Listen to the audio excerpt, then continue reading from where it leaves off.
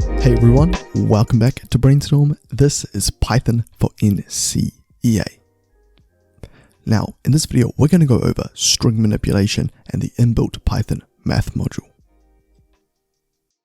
Alright, so let's get into it. So one thing that we can do with strings in Python is that when we use them with the plus operator or the plus sign, we can merge the strings together or place the strings one after the other.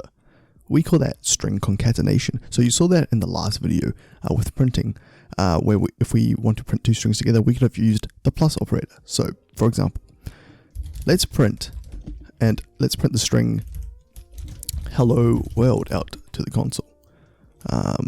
Actually without the space. So let's print it without the space. So hello is one string and world is the other string. So if I print hello and then I put the plus sign and then I put another string, so the next part would be world, it's going to merge the strings together essentially. So it's going to print hello and then directly followed by world. So it's going to remove anything in between here and it's just going to essentially clump the strings together. So if I save this and click F5, well, you can see that it prints hello world. I can also do this by storing them in variables. So if I create a variable called variable1 and I set that equal to, I don't know, let's say Mick, and I create a second variable called variable2, which is equal to Donald's, and I want to concatenate the strings, I can print variable1 plus variable2. Variable1 is the string Mick, variable2 is the string Donald's. So if we add Mick and Donald's together, the strings are going to merge together and it's going to form one word, McDonald's. So if I save that and click F5, you can see we get McDonald's here. Now, it's important to note that we are not essentially adding, well, we're adding two strings together, right? So if this was an integer 9, so for example, hello plus 9, this will not work because 9 is an integer and we cannot add integers and strings together, as you would have seen in the first video. So if we save that, we're going to get an error because we cannot concatenate an integer to a string. So if we want to print these two things together, we'd have to make 9 a string by either using the string function like that, or because this is not a variable, we could just add quotation marks. If we save that and click F5, it prints hello 9. And there will be no space because with the plus operator, we just simply merge the two strings together. Now, it might also be important to point out that I can do the adding of two strings inside a variable and then just print that variable. So for example, if I create a new variable called variable3, and I set that equal to, I don't know, hello plus, let's use the name John. So we're adding two strings together, so it's going to print hello John and no space in between. So let's say, in fact, I do want a space. So I'll put a space like that. And I've also spelled variable3 wrong, so I better correct that. Cool. And then if I just print variable3, it should print the two strings concatenated or merged together. Right? So if I save that and click F5, you can see it prints hello John just fine. Now, the next thing we want to take a look at is multiplying a string by an integer. So it might be a bit counterintuitive because we cannot add a string and an integer together, but we can actually multiply a string by an integer. So what's going to happen when we do that? Let's create, in fact, let's use one of our variables that we've already created. Let's use variable2. If I do print variable2 multiplied by an integer, so let's choose the integer 5. What do you think might happen? Well, what's actually going to happen is it's going to take variable2 and it's going to print it next to itself exactly 5 times. So we're going to get Donald's, Donald's, Donald's, Donald's, and so on 5 times. So if I save that and click F5, we get Donald's, Donald's, Donald's, Donald's, Donald's, and that's exactly 5 times. Now, also note that there's no spaces in between that because we are essentially concatenating the string or merging the string 5 times, right? So essentially we're doing the same as, you can think of it like this. So we've got Donald's here, And we're going to add it to itself 5 times. So we're getting plus Donald's, plus Donald's, plus Donald's, and plus Donald's. Cool. So let's do another example. Let's say we want to, let's create a new variable called variable 4. And let's say that equal to the string waves. Now let's change the value inside of variable 4 such that it says waves 6 times. So we're going to take whatever's in variable 4, which is the string waves, and we're going to multiply it by 6.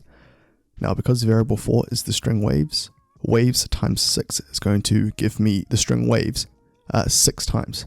So it's going to go waves, waves, waves, waves 6 times. So if I print variable 4 now,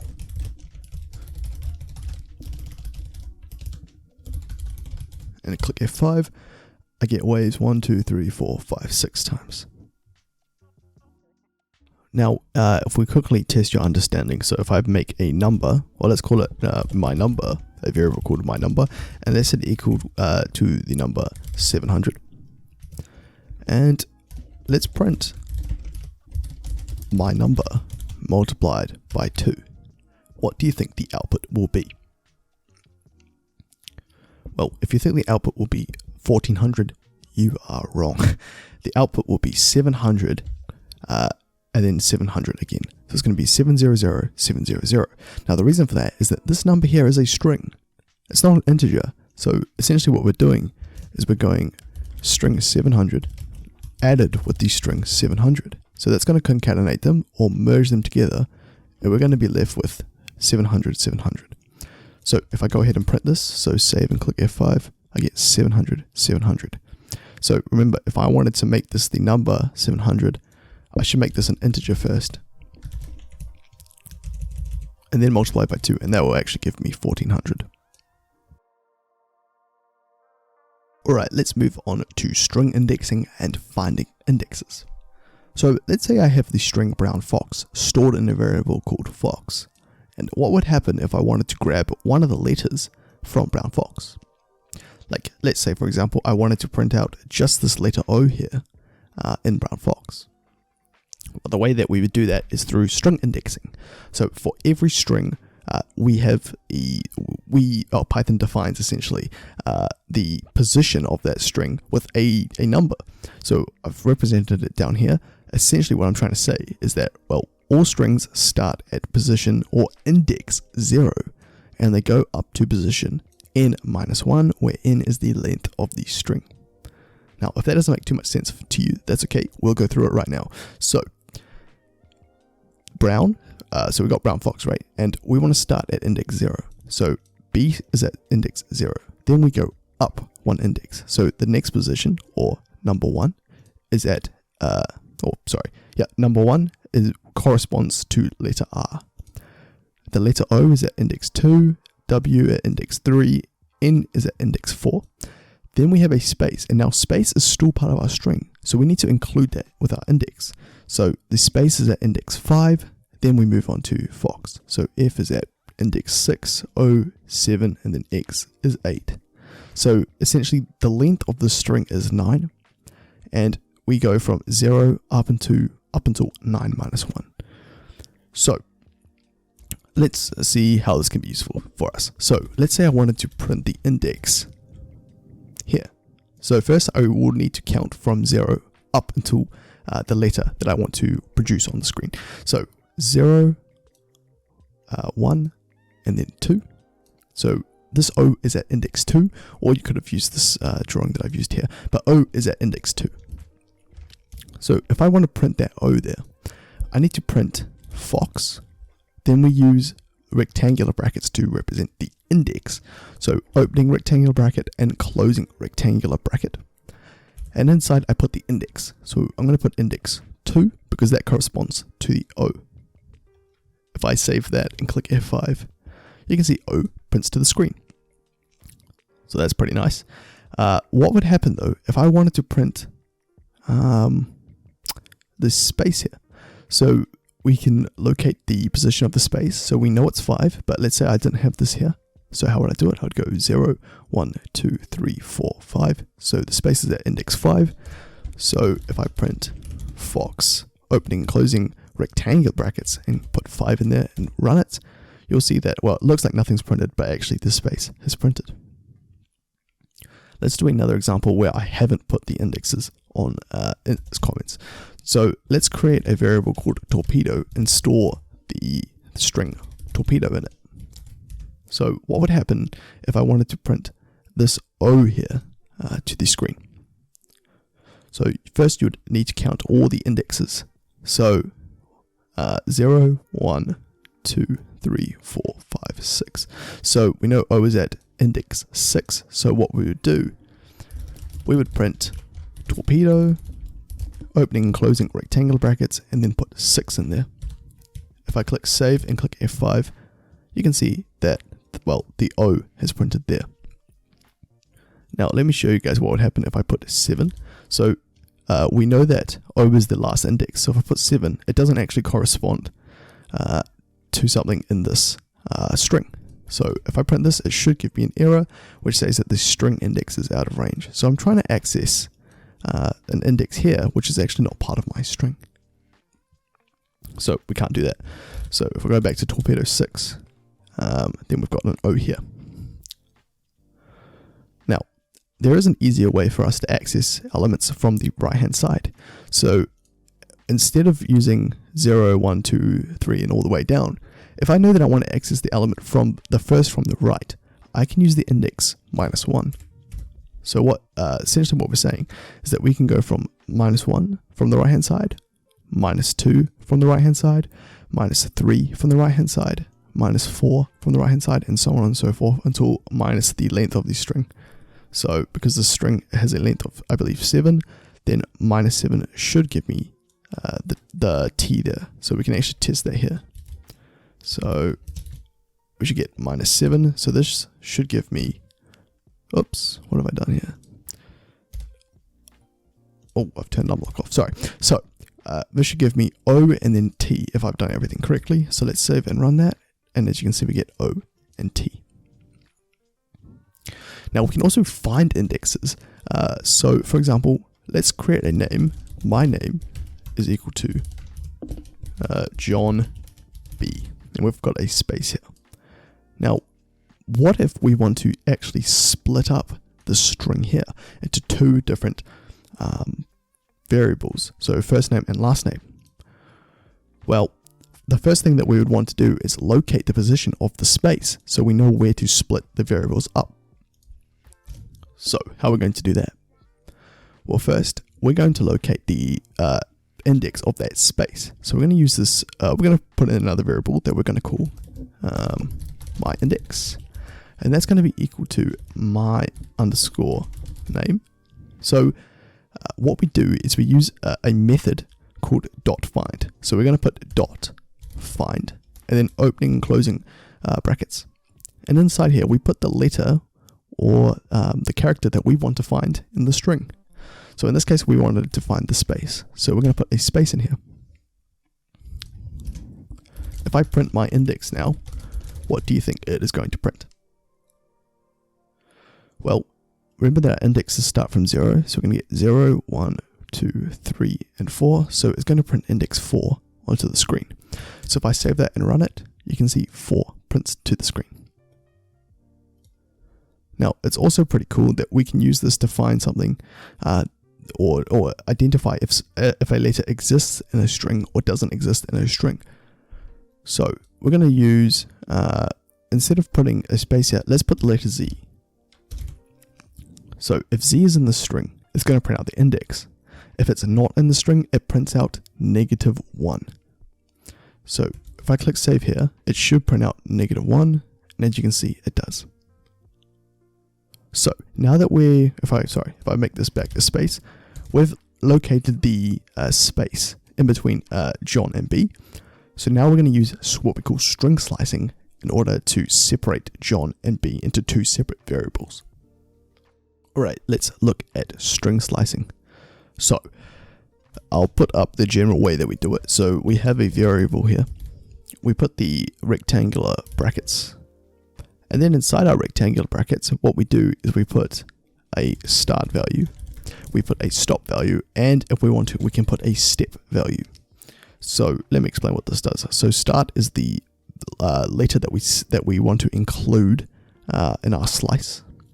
So what I mean by slicing is we're going to take some slice or some chunk of this string here, or any string, for example. So we're just going to take a slice of it. Hopefully that makes sense. The stop value is the letter that we want to stop at, and that letter will not be included in our slice. So if I put the stop value as the index 2, then it's only going to go 0, 1, and it's going to stop at 2. It's not going to include it, so it's only going to return Joe. Now the step value is how far we want to step each time we do a slice, or each time we continue our slice, sorry. So if I made the step 2, then it will go J, then H, then the space, then E. So it's going to skip letters each time. Now, I don't think that's really that useful for us, so we're probably not going to have to worry about this too much. So let's look at how we can use string slicing to get John and B into two separate variables. So let's create a variable called first name. Let's set that equal to my name, and we're going to slice the first name John. So we want to start at the start of the string. So we're going to start at 0, and we're going to go all the way to where the space is. And because the stop is non-inclusive, it's not going to include the space. So luckily we've found the index at where the space is using my index. So I can just put my index there. And if we remember, I think my index was actually the index 4. So it's going to go 0, 1, 2, 3. It's going to stop there. So when we get to 4, it doesn't include that. So it's going to print, or it's going to slice John from my name and store it in the variable first name. And we want to step by 1. So when we step by 1, it's automatically 1 by default. So I can put the semicolon and then 1, but it's unnecessary. This will by default step by 1. So if I print my print first name now, and click F5, you can see that it returns John, and there's no extra space there. Now I haven't altered my name, so if I print my name as well, it should still print John B. Cool. Now let's retrieve the end of the string. So the way we do that is we're going to create a variable called last name, and we're going to slice the variable my name. So where do we want to start? Well, we want to start at my index. So my index stores the space, right? But the start is inclusive. So that means whatever I put here will be included in my slice. And I don't want to include that space in the last name. So I'm going to put my index plus 1. Then a semicolon. Now, where do we want to stop? Well, we want to continue until the string is finished. So if we want to go all the way to the end, we don't need to specify that. So we can just leave it like this. Now also note that if I want to start from 0, I don't need to specify that either. So I can just leave it like this, and this will slice from the start up until here. This will start from my index plus 1 and slice all the way to the end. So if I print last name, it should print out B. And as you can see, it does do that just fine. Alright, we're going to move away from that now, and we're going to look at the inbuilt Python math module. So if you remember from previous lessons, we didn't really have a tool for estimating pi, and we didn't have a way to do square roots. So this inbuilt math module allows us to do those things. So the first thing we do is we need to import the math module. So we're going to write import math. Now you don't need to necessarily worry about how this works. You just need to know if you want to do anything involving square roots, pi, and there's also other functions such as floor and ceiling, we need to have the math module imported. So by convention, we want to have this statement at the very top of our program. Okay, so we want it at the top. To be honest, I don't think it matters too much where we put it, as long as we're not putting anything that uses it before it's imported. So just by best practice, we better just keep it at the very top of our program. Okay. Now that it's been imported, we can use things from the math module. So for example, if I print the pi from the module, from the math module, we use math. So that says, hey, we want to grab something from the math module, dot, and then pi. So this is going to grab pi from the inbuilt Python math module. So let's save that and run it. And as you can see, it prints 3.1415 and so on. And I believe that this goes on for a long time. It probably just cuts off here. Now, how do I do a square root using the math module? So what I do is let's store it in a variable, for example. Let's store it in the variable hello. So we want to store the square root of 36 in the variable hello. So what we're going to do is we're going to use math.square root. We do the opening and closing brackets, and inside here we put the number that we want to square root. So we want to find the square root of 36. So that's going to find the square root of 36 for us. And if we print hello, it should print out 6. And it actually prints out 6.0, so it returns the float version. Now, I don't believe it will work for negative numbers, since I'm pretty sure Python does not account for complex numbers. Let's try and take the square root of -4. And as you can see, we get a math domain error. So, as you can see, we can only put positive whole numbers, into the square root function. So just keep that in mind. So let's make that 5, for example. And as you can see, it prints out the square root of that. Okay, let's also look at the floor and ceiling method from the math module. So let's say I have a decimal here, and I've stored the decimal 5.4 in that variable. And what would happen if I wanted to grab the ceiling of that decimal? So let's say if I wanted to round up to 6.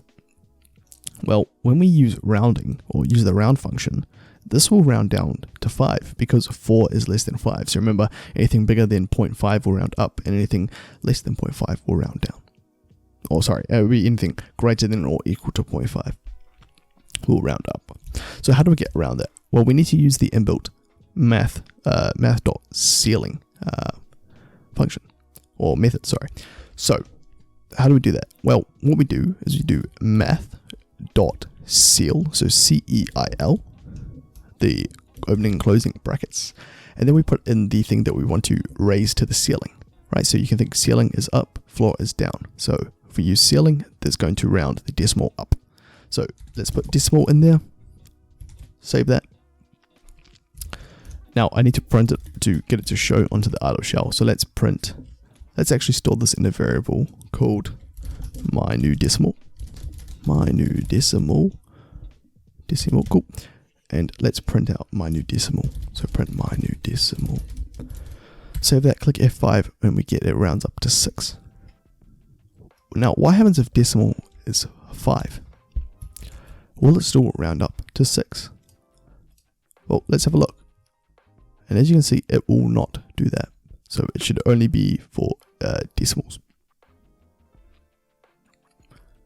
Now, let's take a look at math.floor. So let's keep decimal as 5.4. And we're going to print my new decimal. In fact, not my new decimal, but we're going to print math.floor, opening and closing brackets, and we're going to put in decimal. So this is going to round down to the floor, or round 5.4 down to the floor, which is going to round down to 5. So if I print that and click F5, we can see it rounds down to 5. Okay, let's take a look at our application questions. So, question 1. Write a program which prints a statement. First, store the floor of 25 divided by 4 in a variable called the magic number. Next, store the string Pablo in a variable called Pablo. Print the life of, followed by the string stored in Pablo, exactly the magic number times. And we can have the string, we can see the suggested output here is the life of Pablo, and however many times that is. So pause the video, have a go, and then see how I would do it. Alright, so the first thing that I would do is we need to store the floor of 25 divided by 4 in a variable called the magic number. So I'm going to define a variable called the magic number, and I'm going to set that equal to the floor of 25 divided by 4. So one way that we can do it is using the Python math module. So the way we do that is we would use math.floor, opening and closing brackets, and we want to put the value of 25 divided by 4, in there. So we're going to put it inside. If we print the magic number, we should get, I believe, 6, but we'll see if I'm right. And as you can see, we get 6 here. Sorry, I'll comment this out to make it a little bit more clearer. So yeah, we get 6. Another way that we could have done it, if I comment this out and I redo the magic number, so I redefine the magic number, is equal to 25 divided by 4. Python already has a floor, something that you can do the floor with. It's just by doing 2 slashes. So this will always round down to the floor. So if I save this and click F5, it also gives 6. So it's really up to you which method you would like to use. Now, we've stored 25 divided by 4, the floor of that, in a variable called the magic number. Next, we want to store the string Pablo in a variable called Pablo. So Pablo is equal to the string Pablo.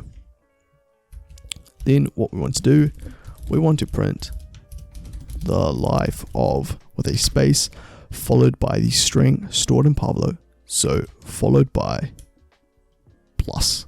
So I'm going to add the strings together, Pablo, exactly the magic number times. So we're going to take Pablo and we want to print it exactly 6 times. So remember the magic number stores 6, so we want to have Pablo 6 times. So the way we do that is multiplying the string by the magic number. So hopefully if that works, we should get this string output to the idle shell. So let's click F5, and as you can see, we get the life of Pablo, Pablo, Pablo, Pablo, Pablo, Pablo. Now, I didn't have to add it there. I could have used any of my other string formatting techniques. I could have used something like the curly braces, dot format, and put Pablo times the magic number in there, and I'll remove this. And this should still give me the same output. I could have also put the comma in, and that would also give me the same output. I would just have to remove the space there, for example. But this is a good solution.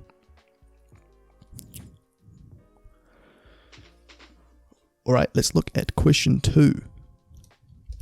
So this one's all about indexing. So consider the variable myglob, which stores the string glob, glob, gab, galab. First, we want to store the 4th letter of myglob in a variable called firstIndex. Next, we want to store the letters at the 5th to 8th index inclusive in a variable called firstSlice. Multiply that first slice by 4. Then we want to print firstIndex added with the first slice. And you may assume that myglob has already been provided. So myglob is equal to glob, glob, gab, galab. So pause the video, see, try and implement it yourself, and then I'll go over how to do it. Sweet. So first, store the 4th letter of myglob in a variable called firstIndex. So firstIndex is equal to the 4th letter of myglob. So 1, 2, 3, 4. We want to grab this letter B. So remember that our indexes start from 0. So this will be stored at index 0, 1, 2, 3. So we're going for myglob and the square rectangular brackets 3. So that's going to give me the letter B. Next, we want to store the letters at the 5th to 8th index inclusive in a variable called firstSlice. So firstSlice is equal to myglob, so my string myglob, and we want to slice the 5th to 8th index. So we don't need to worry about counting because they've already told us the indexes we want. So the 5th index, so that's inclusive, so that's fine. Then we're going to put the semicolon and the 8th index inclusive. So remember that the stop value of our slice is non-inclusive. So we need to go 1 plus.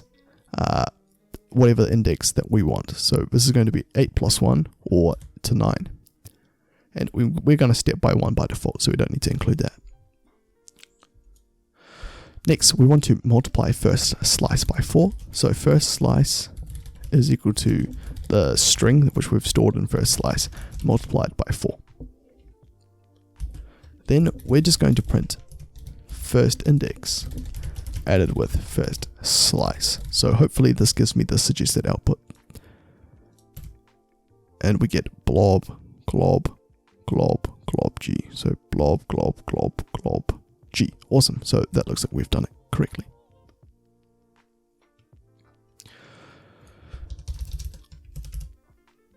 Okay, and finally, let's look at question 3.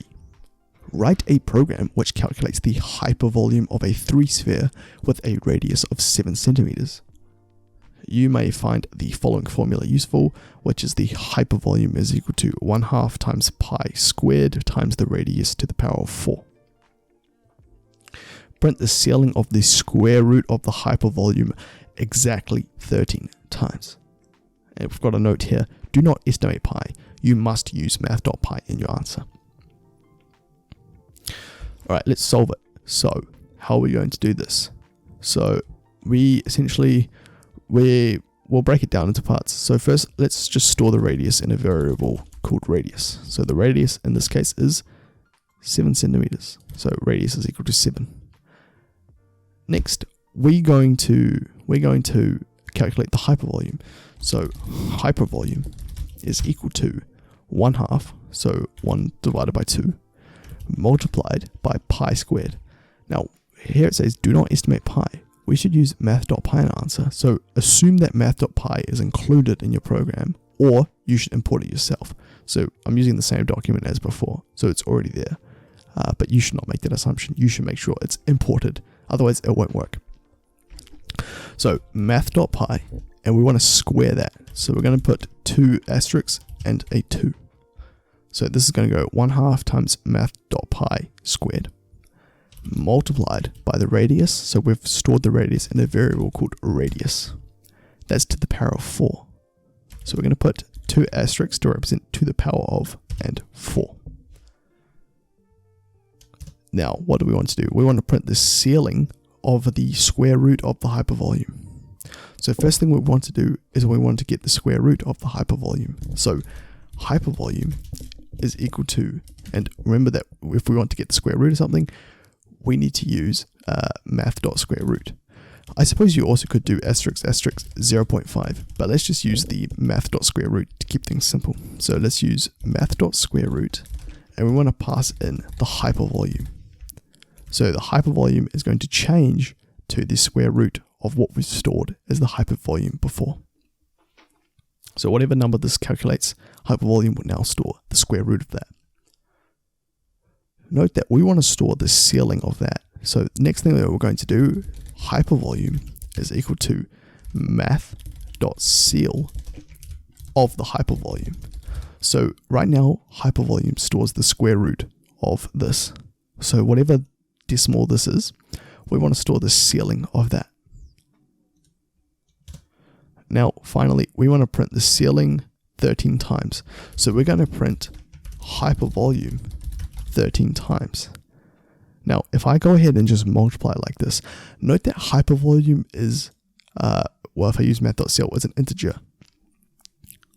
So we don't, or actually it might be a float. It doesn't matter. We cannot, we can multiply the number with another number, but we don't want to print the multiplication of it. We want to essentially print that value 13 times in a row. So in order to do that, we need to convert the hypervolume to a string first. So I'm just going to do it straight into the print function. So I'm going to convert the hypervolume to a string and then multiply it 13 times. So I'm going to go hypervolume, added with the hypervolume, added with the hypervolume 13 times. And the hypervolume in that case is a string. So if I save this and click F5, well, it looks like we've got essentially the same output. Let's double check that it goes 13 times. Bear with me. Oops. Okay, I'm making some mistakes here. Okay, yeah, it looks like it is good. So it looks like we've solved it correctly. Awesome, guys. Thanks for checking out this video on string manipulation and math, and stick around for the next video. Cheers.